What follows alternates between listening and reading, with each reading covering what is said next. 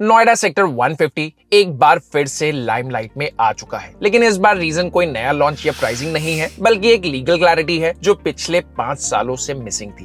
अप्रैल 2026 में नोएडा अथॉरिटी की 222nd board meeting में एक मेजर रेजोल्यूशन पास हुआ है जो डायरेक्टली इंपैक्ट करता है 20,000 से 30,000 होम बायर्स को, और जिसमें 11,000 करोड़ से ज्यादा के ड्यूज का क्लियर फ्रेमवर्क भी डिफाइन किया गया है। अगर आप नोएडा सेक्टर 150 में ऑलरेडी इन्वेस्टेड है या एंट्री लेने का प्लान कर रहे हैं, तो ये सिर्फ एक अपडेट नहीं, ये डिसाइड करेगा आपका प्रॉपर्टी आपके लिए एसेट बनेगा या लायबिलिटी। नवंबर 2025 में सुप्रीम कोर्ट ऑफ इंडिया ने नोएडा अथॉरिटी को क्लियर डायरेक्शन दिया था कि स्पोर्ट्स सिटी प्रोजेक्ट्स के लिए एक कॉम्प्रिहेंसिव रेजोल्यूशन फ्रेमवर्क प्रिपेयर किया जाए। इस टॉपिक को हमने पहले भी डिटेल में कवर किया है, आप चाहें तो वो वीडियो चेक कर सकते हैं फॉर डीपर कॉन्टेक्स्ट। लेकिन अब फाइनली अथॉरिटी ने उस डायरेक्शन को इंप्लीमेंट भी कर दिया है।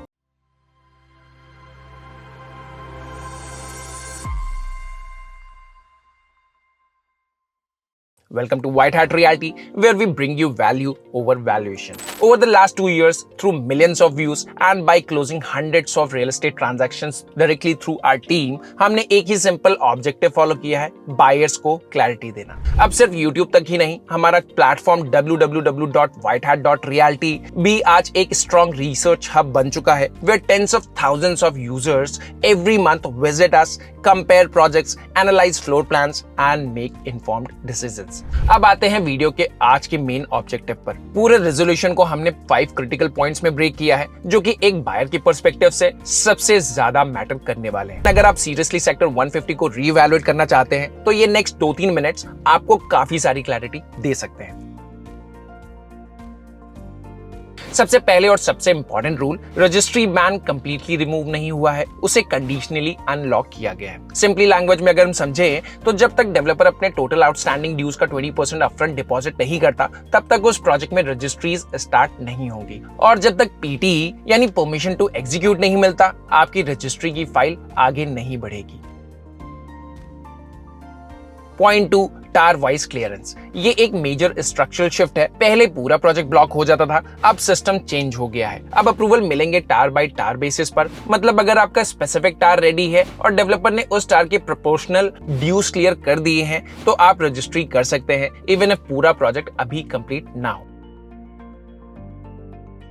Point 3, 70-30 rule. सेक्टर 150 की बिगेस्ट आइडेंटिटी क्या है? Low density, open greens, sports ecosystem, और ये अब लीगली प्रोटेक्ट हो भी चुका है। रेजोल्यूशन के अकॉर्डिंग क्लियरली ये मैंडेट दिया गया है कि 70% लैंड स्पोर्ट्स इंफ्रास्ट्रक्चर के लिए रिजर्व रहेगी, जैसे पहले डिसाइडेड था, और सिर्फ 30% मोनेटाइज किया जा सकता है, जिसमें से 29% प्लस रेजिडेंशियल इंफ्रा के लिए रिजर्व्ड है एंड 0.5% कॉमर्शियल डेवलपमेंट के लिए रिजर्व्ड है। और इसमें कोई चेंजेस नहीं है। जो सेक्टर 150 का चार्म है वो कॉम्प्रोमाइज नहीं होगा।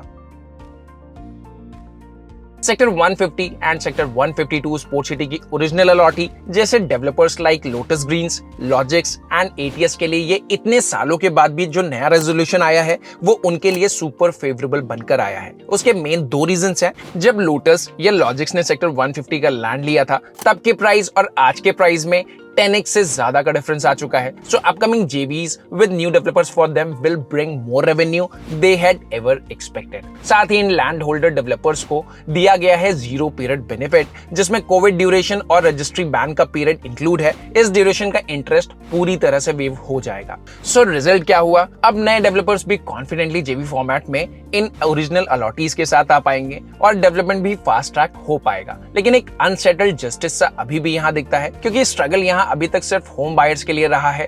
Original sports city land allottees, जिसको मार्केट से 1/3 प्राइस पे लैंड अलॉट किया गया था, उनके लिए करंट स्कोप अभी पहले से भी ज्यादा लुक्रेटिव हो गया है, क्योंकि genuinely delay for them brought more value for their land. Also interest waiver is like सोने पे सुहागा। और जो ऑनगोइंग लीगल केसेस है उन पर, वो सब भी धीरे धीरे सॉर्ट आउट हो ही जाएंगे, क्योंकि with more big developers coming in, more money and more power for them will only grow. So what do you think about it, and क्या आपको लगता है कि ये प्योर जस्टिस है बायर्स के साथ? अपने थॉट्स कमेंट्स में जरूर शेयर करें। लेकिन अगर हम पॉजिटिव साइड देखें, तो सेक्टर 150 एंड सेक्टर 152 का फ्यूचर अब यहां से काफी ब्राइट लगता है। Point number 5, consortium model. एक इंपॉर्टेंट पॉइंट ये है कि existing original allottees such as Logix and Lotus are no more acting like developers, क्योंकि उन पर अब ट्रस्ट तो कोई वैसे भी नहीं करेगा। तो यहाँ के इंफ्रा और प्रोजेक्ट्स को कंप्लीट करने के लिए अथॉरिटी कंट्रोल्ड एनवायरनमेंट में कंसोर्शियम बनाने का भी ग्रीन सिग्नल मिल गया है। मतलब प्रोजेक्ट्स अबंडन होने के चांसेस सिग्निफिकेंटली रिड्यूस हो चुके हैं और बायर्स के लिए एग्जीक्यूशन ब्रेकअप मैकेनिज्म पूरी तरह से क्रिएट होना शुरू हो चुका है। अब इस रेजोल्यूशन में अभी भी काफी सारी टेक्निकल डिटेल्स बाकी हैं, लेकिन एक बायर्स के पर्सपेक्टिव से ये 5 पॉइंट सबसे क्रिटिकल हैं और इसी क्लैरिटी के बेसिस पर अब सेक्टर 150 का नेक्स्ट फेज डिफाइन होगा। आने वाले टाइम में हम सेक्टर 150 को प्रोजेक्ट बाय प्रोजेक्ट डिटेल में ब्रेक डाउन करने वाले हैं। आप कमेंट्स में बता सकते हैं कौन सा प्रोजेक्ट आप पहले देखना चाहते हैं। It might help us choose the right projects first. और अगर आप सेक्टर 150 या नोएडा मार्केट को सीरियसली ट्रैक करना चाहते हो तो व्हाइट हैट रियलिटी को सब्सक्राइब जरूर करें ताकि आप भी कोई इंपॉर्टेंट अपडेट मिस ना करें। अब सबसे इंपॉर्टेंट सवाल, इन सब लीगल क्लैरिटी के बाद